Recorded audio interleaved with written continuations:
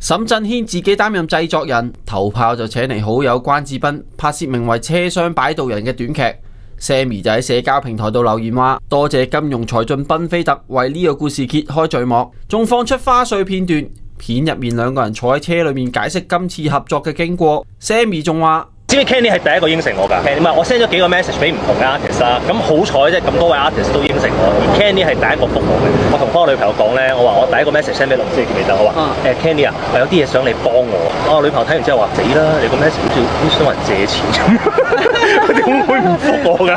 跟住我話係喎，我又唔講咩事喎。跟住佢覆翻我之後咧，我就問佢話：可唔可以打電話俾你同你傾 Kenny 表示冇諗過要幫咩就覆。Sammy 就補充話：今次寫咗個故仔嘛，咁所以我真係好想有一啲勁嘅星啦，去幫我點綴下我呢件事。因為我寫呢個係金庸才俊，我諗到 Kenny 金庸才俊必啊，賓菲特喺度出場喺度，我已經俾人一個好市儈嘅形象，揾我啱晒呢個喺度。多謝你今日揾我嚟去呢個，你又唔好講啦，真係。最緊要因為我今日好好啊，真係天公造美。係啊，天時地利人和。冇錯。Sammy 指做製作要計數特別辛苦，要喺有限嘅 budget 裏面請好好嘅朋友幫手，多謝各位支持。